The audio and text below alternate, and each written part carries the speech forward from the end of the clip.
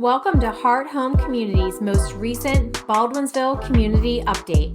I'm your host, Shelley Hoffman. Hey everybody, it's Shelley and I am with Brian May. Brian, I feel like I haven't talked to you in forever, but I don't think it's been that long. Maybe just life has been crazy, right? It's been a few months. I'm thinking at least 3+ because the last three, we're going into the budget process. I think the last time we talked, and it seems like yesterday, and that the last 3 months have been so crazy in Onondaga County government and business, I might add, that that's all we've been doing. So it's and here we are, just 2 days before Christmas, and I think I'm coming up for air at least for a few days. Get us through the holiday and then back at it. But lots to talk about. Well, before we went live, I thought you were more prepared for me because you have the joy sign and the tree behind you, and you're like, nope, I'm not there. That's there year round. We're a very festive family here at the May household. Yeah. So what has been going on? Obviously, like you said, we started talking when you were going into the budget. I can't even imagine, covering anything and everything. But what's kind of the bullet points, I guess, since we last spoke? So the big thing is that the budget was probably the most unprecedented budget experience that I've had in my 10 years on the ledge. In fact, the last 3 months have probably been unprecedented in just about every imaginable way. Some good stuff, some bad stuff, but that's what people have me here for. That's my job, so we'll deal with it, whatever it is. Yeah. With the budget, I think the word I used was unprecedented. The reason it was unprecedented was because normally, a fiscal year budget is comprised of what it takes to operate county government. All the programs, all the services. One of the things that was instituted back when I was Ways and Means Chair was to sorry, I got a little background noise here. It's the holidays, people are coming home and trying to stay focused. But it was unprecedented because we went beyond operating and we went into capital. A few years ago, I started within the Ways and Means process, making capital part of the process, because what we do is we determine our operating budget, we evaluate capital expenses for the course of the year, and then we budget for the year. And as soon as the budget's done, we dig into all the capital that's happening and evaluate and approve that on a kind of a go forward basis. A lot of the meat and potatoes or routine stuff gets done right after the budget's approved. It's the things we do every year: infrastructure, maybe routine maintenance repairs, capital maintenance repairs, things we know we always have to do. Beyond that, special projects come along and they get due legislative process. The reason this budget was unprecedented was because two major capital projects were included in the budget. One is a $25 million sports complex, multi-sport complex. An important dimension of that is converting Hopkins Road Park to a soccer and lacrosse facility. We know things have changed over the years, and soccer and lacrosse are much more prevalent. The opportunities to play are exponentially higher than softball. Use of the park with respect to softball has gone down exponentially as well over the years. So, but the proposal didn't at the time address the fact that people still play softball here in the county. People still use it. It's, again, fractional compared to what it used to be. Then, of course, there's the huge aquarium project, which we'll talk about in a minute, maybe, is hopefully a massive $85 million project, all of which have very unique funding requirements, both of which have unique funding requirements, and they're huge asks, just huge asks. And we're in a unique position as a result of COVID, as a result of the cost containment measures that we took over the past 2 years. While we were experiencing COVID, it put us in a financial position because we were very, very proactive about a lot of things. We were proactive in how we handled staffing, proactive in how we avoided substantial layoffs with some very unique decisions made by the legislature and the county executive. Wasn't easy along the way. People were arguing, fighting. It was brutal. The budget process itself was brutal. Legislatively, people didn't cotton to, having such a major capital ask as part of a 1 month budget process where it's $1.4 billion, Shelley. You 60 programs, all kinds of stuff to work through. To add those capital projects, which typically take months of legislative work and selling on the part of the proponents or the administration, we just couldn't do it. So we weren't going to have a budget unless we took those projects, moved them out, put them into a normal legislative process. Obviously, the proponents of both projects are very eager to get votes and approval so they can move forward, but they have to get votes and move forward. There's a administrative branch of government and there's a co-equal legislative branch of government. Not everybody knows that. So, one can't succeed without the other. One can't proceed without the other in most cases. So we still have a lot of work to do on those things. But again, we can talk about those in a minute. But the nice thing about this budget, aside from all of that, is that because of our management of COVID over the last few years, and the steps we took and the approach we took toward all kinds of financial business operations decisions, we're in solid cash position. The tax rate in my district, which is mostly Lysander, went down a lot.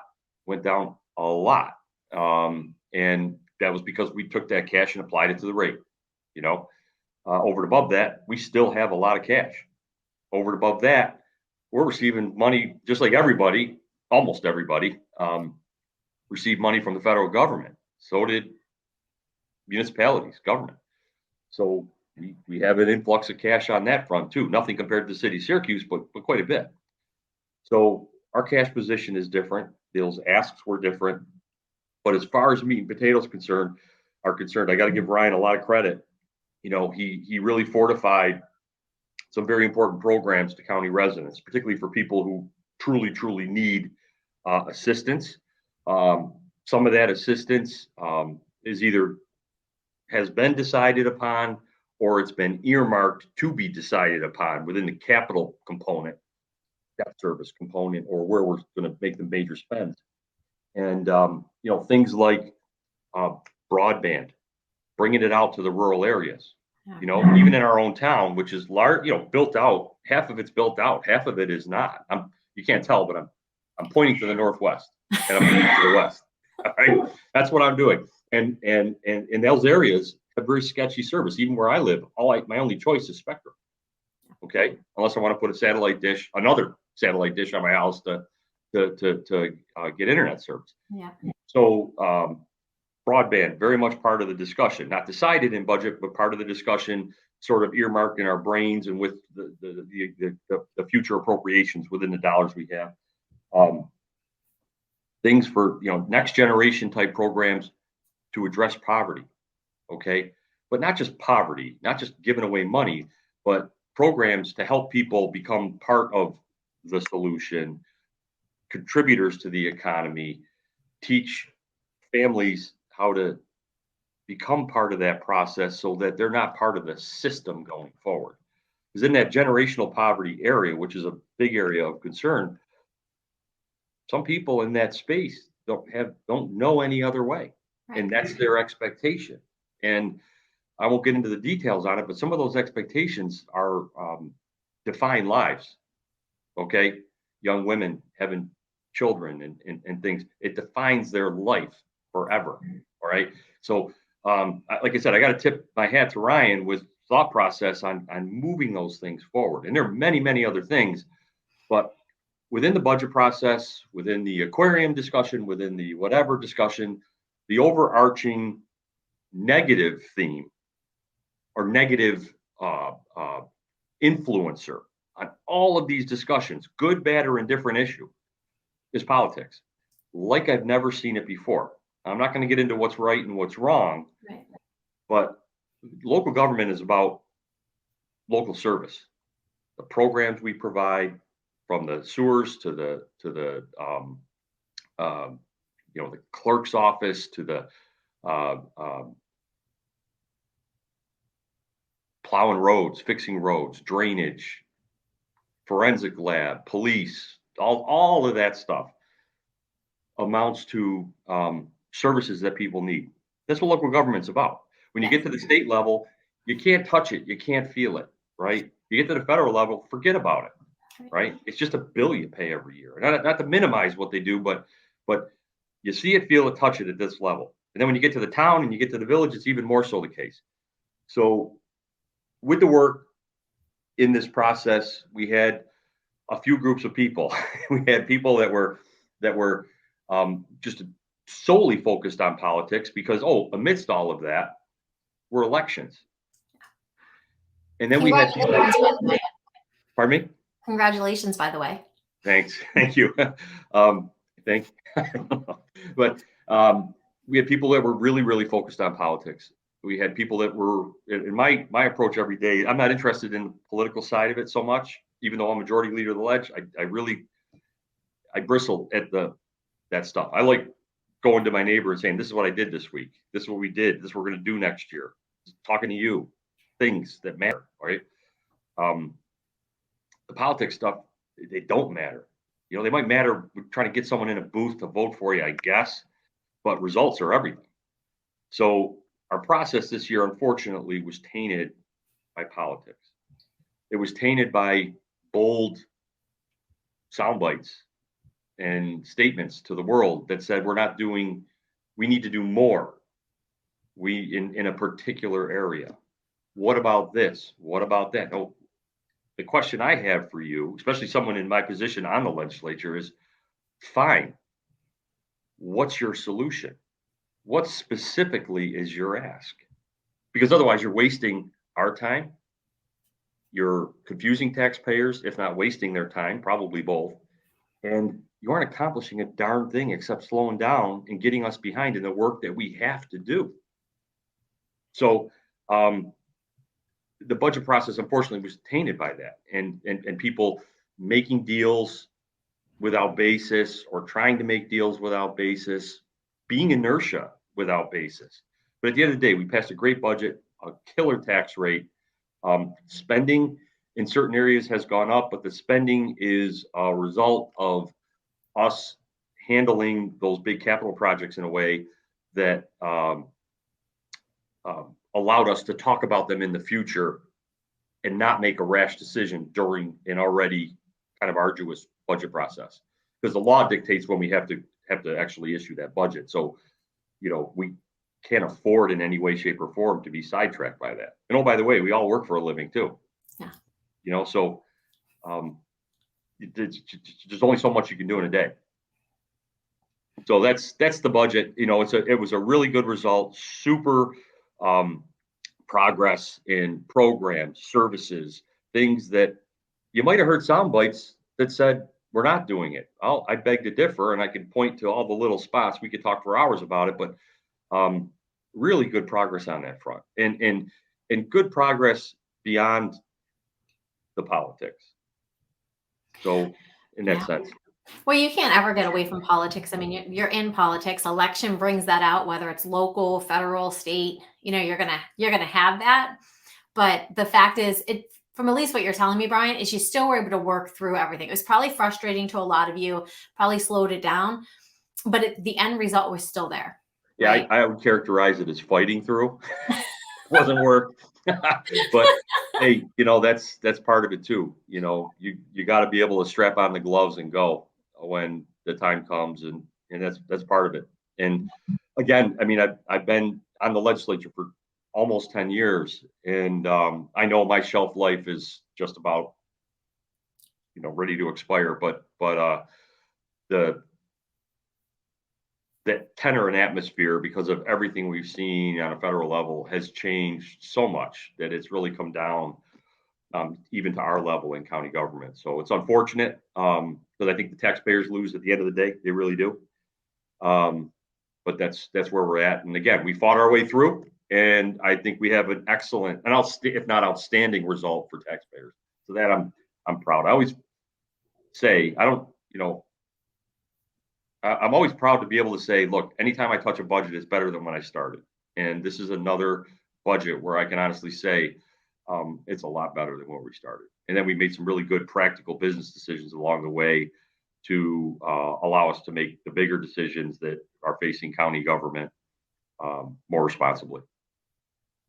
Yeah. Well, and I think if nothing else, from the standpoint of every time I talk to you, you see a difference in the local, the state, and the federal. And to your point of you touch it. And if people didn't pay a whole lot of attention to politics, people have been paying attention to COVID and decisions made about, mandates, restrictions, and, how involved Ryan McMahon was in informing us, keeping us educated, keep us safe. And so you have him, you have the governor, you have those steps coming down. But for myself, and I've told you, I'm not huge into the politics. Like I looked for you for a lot of my advice or information, Ken Bush, but you can't miss it. You can't miss how local government is really focused on local and doing the best they can. And even if you guys don't agree, at the end of the day, it's because you're focused on local, and not like Christmas dinner in a couple of days, not everybody's going to agree on everything.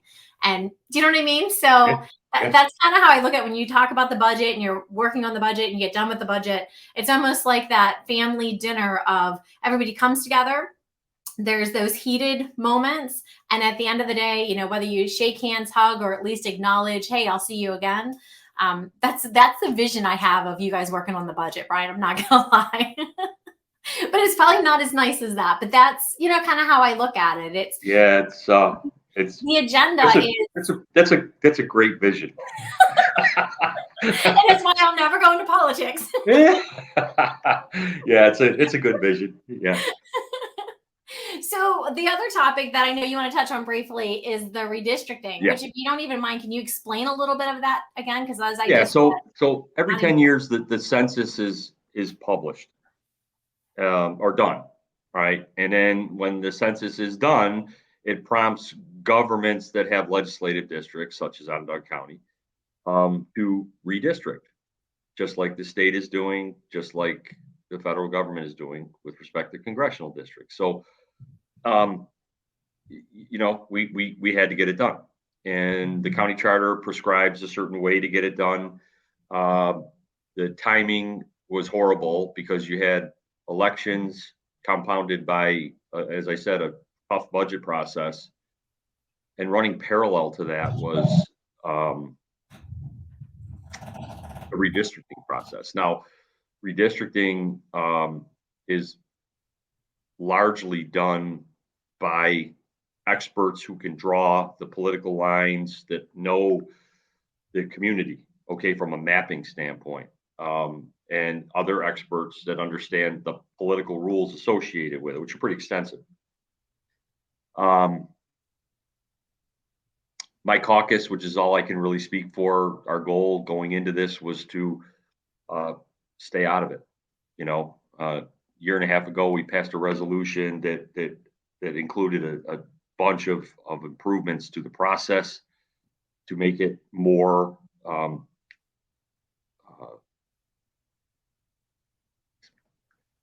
unbiased, if you will, because whoever's in control can write their ticket. I mean, legislatively, whoever's in control can write their ticket.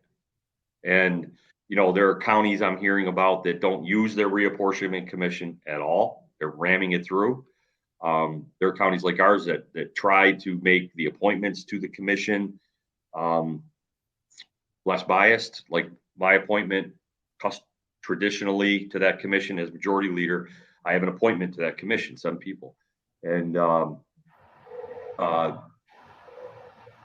the resolution that we passed said I can't appoint someone, or should not appoint someone, who has any political that's ideally from not a major political party. So an independent, conservative, or someone like that. I found someone from the Independence Party that I thought would be pretty good. They have no political, they've never held political office. They're not part of committees or campaigns. They don't work in government, that kind of thing. And I followed through on that and put someone on with that capability. Again, politics prevailed, and that person was criticized a little bit for their profession. As a successful small business owner, I can't believe it, but that's just how it goes. It happens every 10 years, so I'll never do redistricting again, and I never did it before. And I didn't even do it this time. I just voted on what was supplied by the commission, and our team's goal was to kind of keep our fingerprints off of it, And everybody had their own goals going in. The community had its goals for what redistricting could look like. There was a huge push a year and a half ago to do have an independent commission, citizen-run independent commission. The problem with that, and we all said, hey, look, we want this to be as good as we can possibly make it. We even signed a pledge that said as much. But then the legislator put up a resolution, a local law, in fact, that changed the whole process and disenfranchised voters from actually having an ultimate say in what is done. So the process could be hijacked. It could become very political. It could be completely out of control. And then there's no way for the voters to say, stop, go back to work, check your politics at the door, or go back to work because we don't like what you did. And we all voted against that. Can I ask a question, Brian?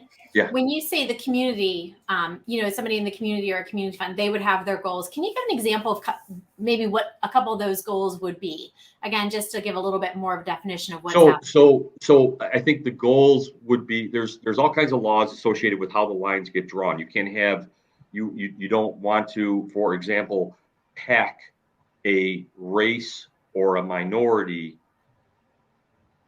or a group of people that live in something that people have in common, whatever that may be. You don't want to pack them into one district so that view is limited to one legislator's vote. That's a bad thing. It's illegal. At the same time, conversely, you don't want to spread that common thread so thin across your districts that group of people loses their voice within the election process, or they lose the ability to be represented by a legislator that they share something in common with. So those are two really good examples of just trying to make it as fair as you can. At the same time, you need to keep the analysis of R's, D's, C's, and I's out of the process, because that's not what it's about. Draw the fair boundaries. Don't gerrymander. Draw a little. My district was.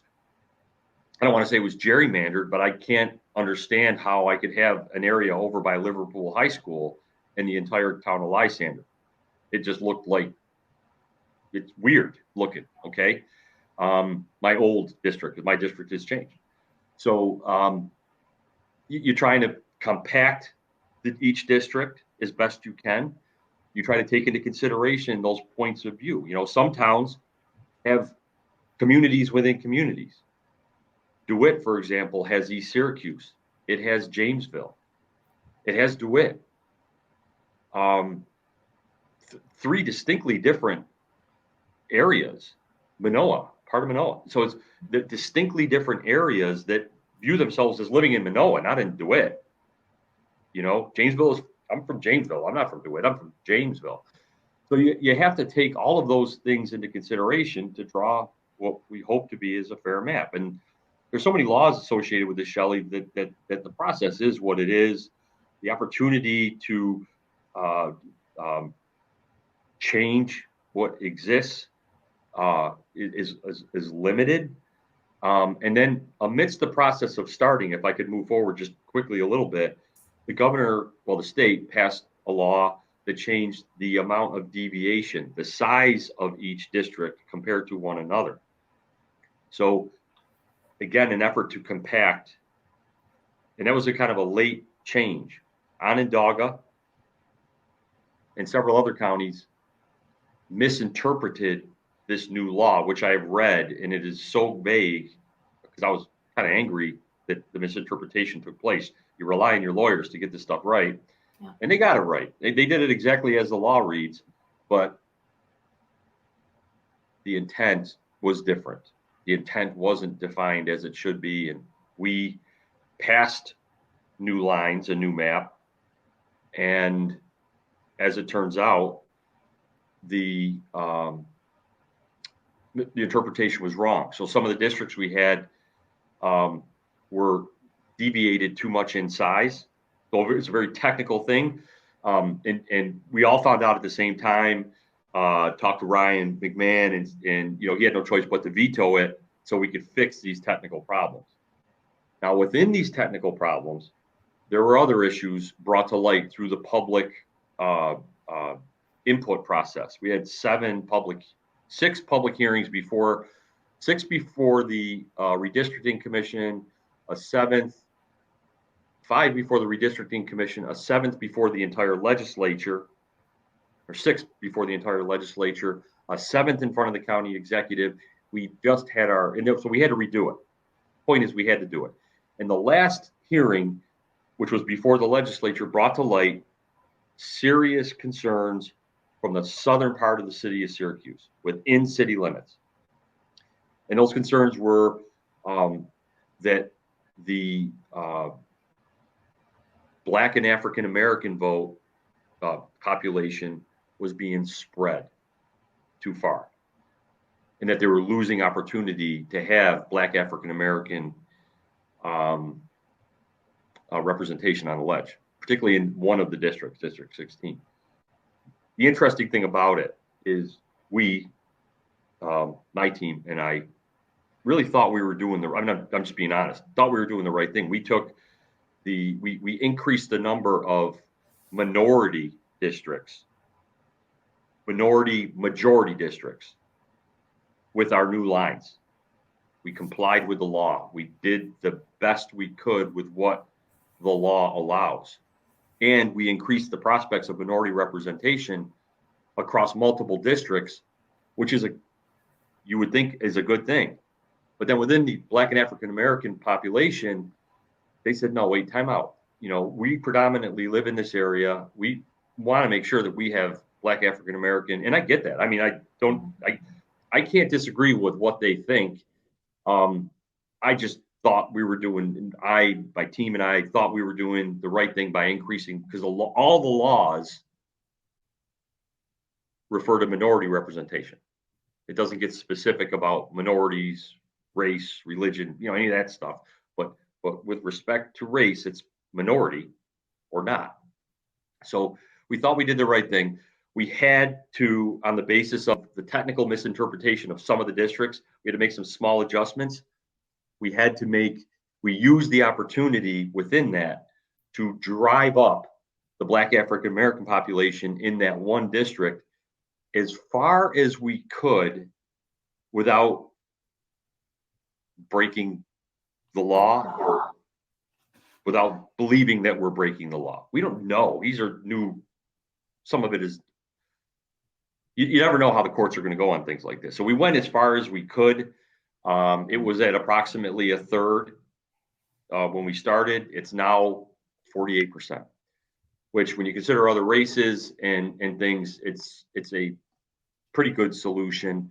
We've had people tell us they think it's a good solution, but I don't know that that's going to be good enough for the folks that live in that district. But we can only do what we think is legal at this point. So we think we've done well. We definitely have improved the initial maps. Again, we fixed technical problems, and then we addressed some social issues, went to gray, if you will, to address some social issues. In doing so, it kind of reduced the minority population in other neighboring districts. There's no choice with that. Lord knows if we've opened a can of worms in those other districts now, but we just passed on Tuesday a new map that we believe is compliant, that we believe addresses to the best of our ability concerns from the southern part of Syracuse, and we're moving forward. And like everything, Shelley, and again, it's the first time I've ever dealt with it. I'll never deal with it again. I can honestly say everybody who has a stake in this is probably dissatisfied. And if that's the case, maybe we did okay. I don't know. These things are surrounded by lawsuits. You're seeing it in other counties. You're seeing it at the state level. Everybody's critical of the process. uh, and everybody's critical of the results, particularly if the results don't go the way they specifically want them to. So our process was very fast. I think the sentiment was, we have to get this done because we have so much on the plate.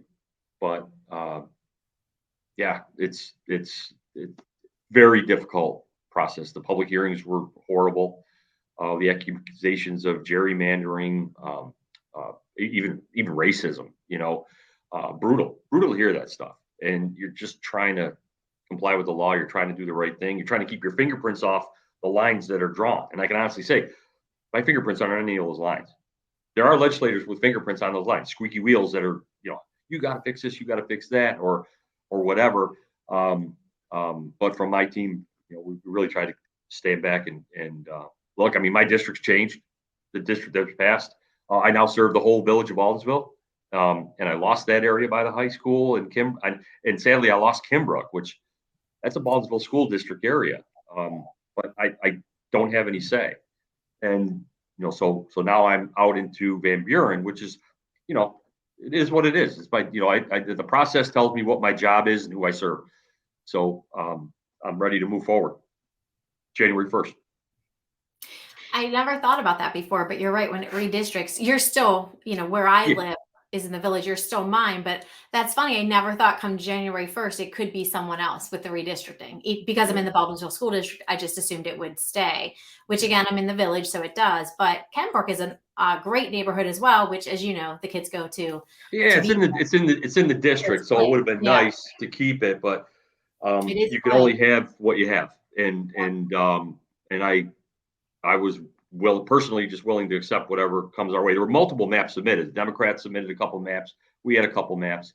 Ours was chosen. And that was an inevitability too, because we have to hold the majority of the legislature. So I mean, you can't change that. Well, we could, but if we did, we would lose. Again, we result if we went down the path that one legislator proposed a year and a half ago. We would have disenfranchised voters and cut them out of the process, and nobody on my team was willing to do that. Yeah. So, well, I've had you cover two tough topics today: the budget and redistricting. Yeah. I'm hoping the third topic is a little bit more. I don't even know, less stressful, but probably not. Probably more stressful, because 85 million is a lot of money, and the proposal was cash for the aquarium. The budget proposal was to appropriate or earmark 30 million right out of the chute, so that design and site work and all that stuff could take place. And then we would be asked to appropriate the remaining 60 or so million after, down the road when we needed it. Make it an all cash spend. As I mentioned during the budget discussion, we have extra cash. We put a lot of that cash against the tax rate, but not to a point where people are getting an artificial sense of a cheap government. You're not doing anybody a favor. Taxes need to be predictable, sustainable, and so on. And soon enough, this one-shot money will be gone. I'll start by tipping my hat to Ryan again, saying, look, this is a plan, both the aquarium and the sports complex. And this can't, people who don't know all the details will have a hard time understanding this. But the bottom line to this is because they have other ideas for priorities for county government. You should be doing more for affordable housing, more for this type of program, that type of program. Fixing the pipes and roads and sewers in the city. No, in the city. No, the city is the city, like the village is the village and the town is the town. The county has assets that is responsible and taxes for it. That's all we can do. And the city, and we drive a ton, you can talk to Bob Wicks. We drive a lot of money back into the town and Dick Clark and into the village and so on, in ways that we can legally do it. But at the end of the day, we're a taxing entity for the government of the county of Onondaga. So we can't get into that stuff like some people want, and some people don't even know the distinction. There is a difference. day in and day out, the city of Syracuse is the number one benefactor of everything we do within our $3-4 billion consolidated sanitary sewer system. That's a lot. And to be frank and honest, there are years of neglect, if not decades of neglect, with their water system and some of their roads, and even keeping tax assessments up to date. Simple local government services that you can touch. They haven't done that. Behind the eight ball. Water mains break every day. Roads are in disrepair. They're getting taxed from some. They're not getting taxed from others. The tax they're getting is wrong.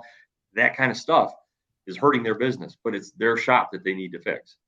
As far as county services go, I just told you with the budget, we're doing everything and more to address our issues. We have the top, I'm talking 1 or 2 in the state financial ratings, because of the way we run county government, because of the way we take care of our infrastructure, because the programs we do that are proactive with respect to infrastructure to make sure that we never have a polluted Onondaga Lake.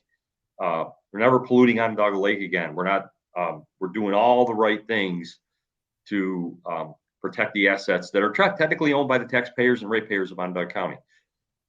These projects are huge decisions. The goal of these projects, and I was getting to, kind of tip my hat to Ryan, you could throw this extra money we have at a program, at a service, and then when the money's gone, It's gone. We're done. Almost half of county government is run on sales tax. If we can create sustainable revenue streams, then we can keep doing exactly what we're doing with the program. So that's why these programs are important. These programs are also important because when you're marketing this area as a tourism destination, it becomes a better place to go. People are going to come here. They're going to spend money in restaurants. They're going to visit our village. They're going to shop at Destiny. They're going to do all these things that leave money behind, right? Sales tax and room tax, and make our local businesses stronger, which is, come on. That's awesome, right? But if you spend that money once and then it goes away, we've accomplished nothing. We spend the money once and invest it in a good revenue stream for our local economy and ultimately for local government. And I put local economy first because that's really what matters. If local economy is going strong, everything else is going to be fine. That's the thought process. That's the strategy. That's the why, and so you have to take these things seriously. His job is to propose. Our job is to objectively look at these things and figure it out. And the truth of the matter is these are massive projects, mighty considerations to be made. And we don't want to get burned. We don't want a $85 million $85 million aquarium to be an albatross on local taxpayers because we can't foot the bill. People like me, I'm not ready to vote on this because I'm just not there yet. I think the project is a wonderful idea. I love the strategy and the why why he wants to do this. Ongoing streams of sales tax are very good for county government, and they're even better for property taxpayers. Ultimately, right? 11% of county government, our budget is comprised of sales tax. That's it. We don't do things like this. That number goes to 12, 13, 14, 15. I think we're actually up to 12 or 12% or something like that now. But the point is, that's a small number compared to the $1.4 billion that we have to spend. Anyways, from a project standpoint, I'm going to share a very controversial concern that I have, but I think it's a fair concern. When we generate sales tax, 25% of it goes to the city of Syracuse. We have not heard a syllable. I'm getting emails, texts, because my numbers and information are out there all over the place. Emails, texts about people's thoughts on the aquarium. Good, bad, or indifferent. Frankly, mostly bad, but mostly bad because they don't understand why this project is relevant.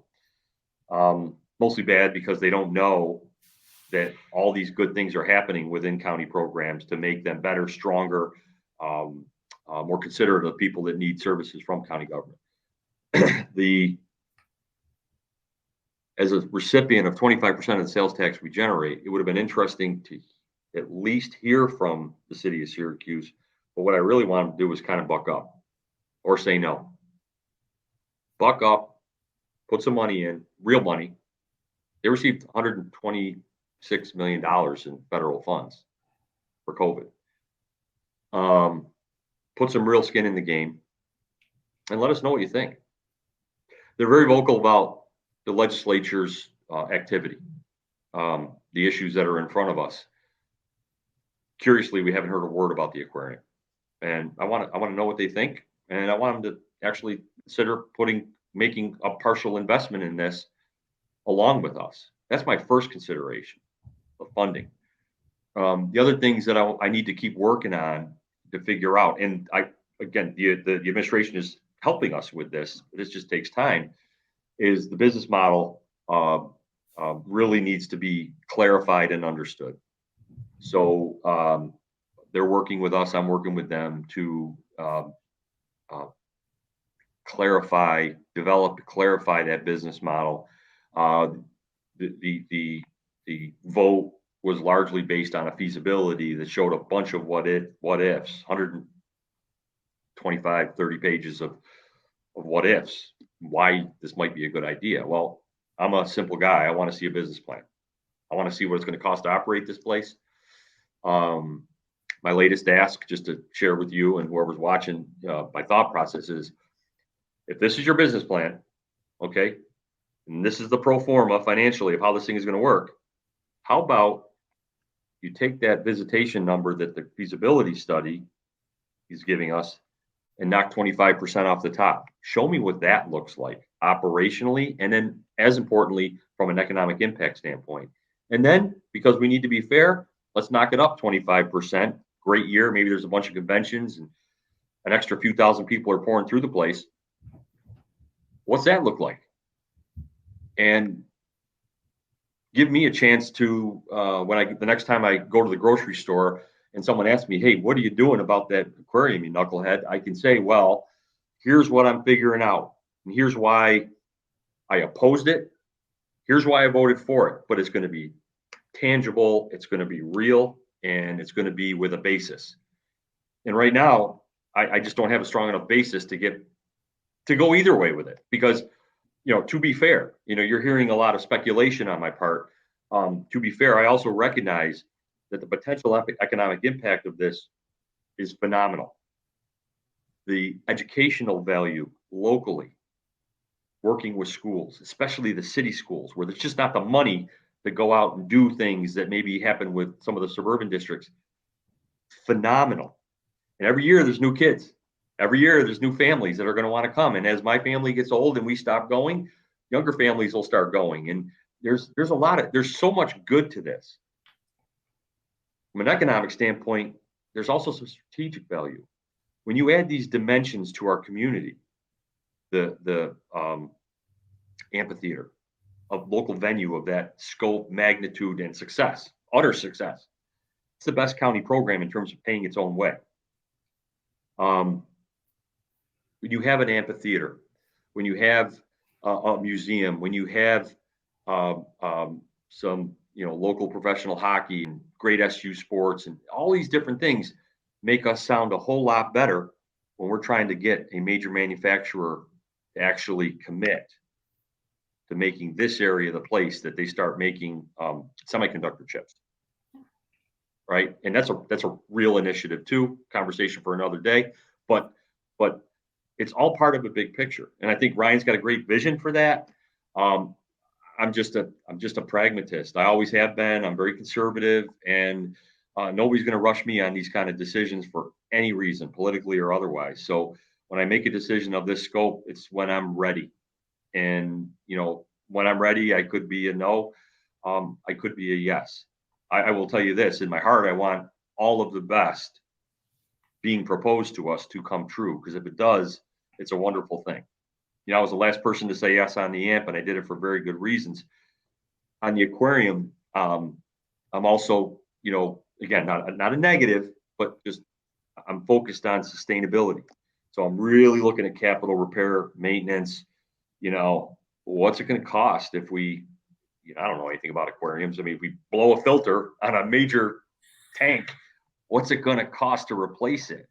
What if what's it going to cost to put in a new, or replace an exhibit, buy a new animal? I mean, I want to understand that stuff before I say yay or nay. And I also want some validation to the business model. But at the end of the day, let me say this, and I said it from day one.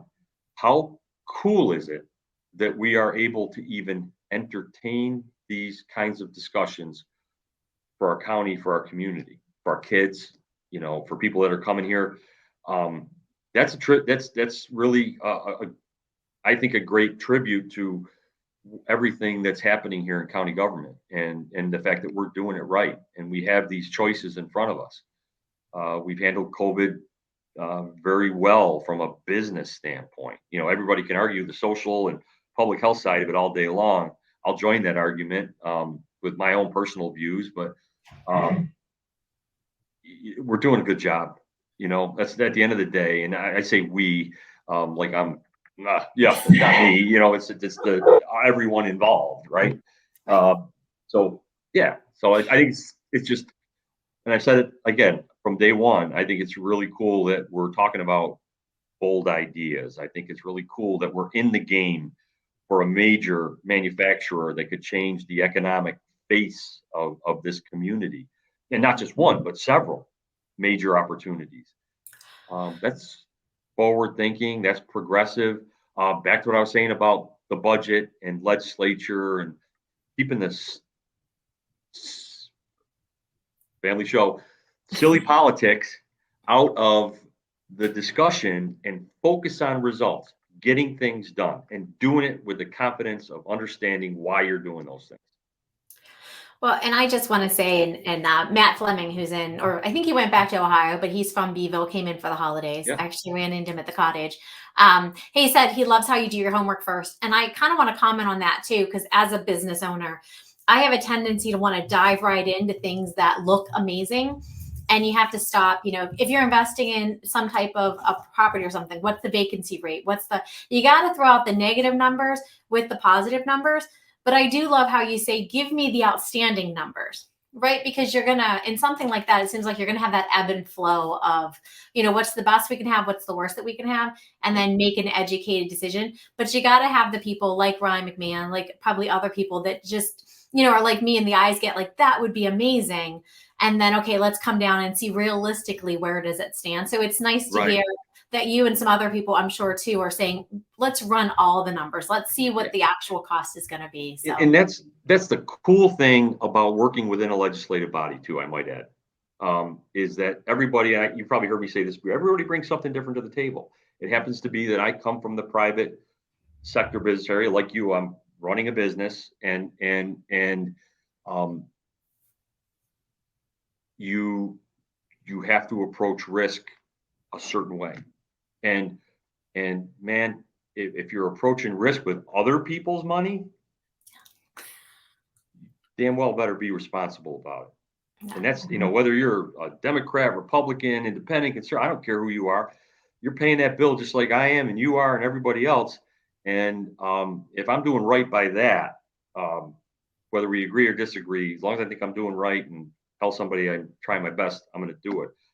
But everybody comes at it from a different angle. We had, I want to say this in a positive way. One person on the ledge who happens to be a mother of kids, younger kids, was on board at hello. Had her at hello. I'm a mom. This is going to be great for us. And it's going to be great for families coming in. And this is going to be a home run. This is going to be a home run. It was that quick.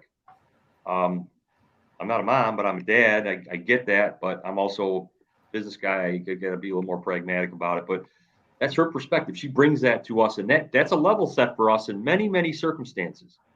Just like the business mindset's a level set in others, and other people who are in public health for their whole career, or teaching, or whatever. all those dimensions come into the legislative process, and things get done or they don't, or they get changed. Most of the time they get changed. And that's the funny thing is most of what gets passed is changed many, many times over to a result that's palatable to the group, and probably better representative of the community, even if the members of the community disagree. Someone can say, well, yeah, but here's where we were. This is where we are. Based on your mindset, I mean, I'm glad to have changed it this way for you. So certainly doesn't make me or anybody else special. It's just part of the equation, So. Yeah. Well, like I say all the time, but the education that you bring for me, just not in like what's happening now, but just the overview of the legislation. I appreciate. I know people have talked to me throughout our community that they do as well. But Great to hear. I am a mom. I'm an aquarium fan, but also from the business mindset. I'd probably be right there with that mom saying, woohoo, let's bring it in and you guys figure out how to fix it later. But that's why, again, I'm sitting here and you're sitting there, and I'm looking for you guys to make those decisions so that in 10 years it was the right decision, or in 20 years it was the right decision. Bingo. I don't want to pass on a financial sinkhole to my successor. I want to pass on a sustainable business model and based on reality. And that's what we're trying to get to with that. But overall, like I said, it's just exciting to be having this scale of discussion. I just wish we could get the political stuff out of the way so that we can have good, positive discussions about things like this. And whichever way you go, because if it's not an aquarium, if it's not a sports complex, I promise you it's going to be something. Yeah. And I promise you whatever idea we land with will be the best idea that we can come up with because of this process. So, that's where we're at. Well, awesome. Anything else before we part ways for our last 2021 conversation? Just to wish you and yours the best Christmas you could possibly have. And it was great to see you. I mean, it's been a few months, so it was nice talking to you again. You too. Merry Christmas to you guys as well. So talk soon. Bye, Ryan. Thanks, Shelley. Take care.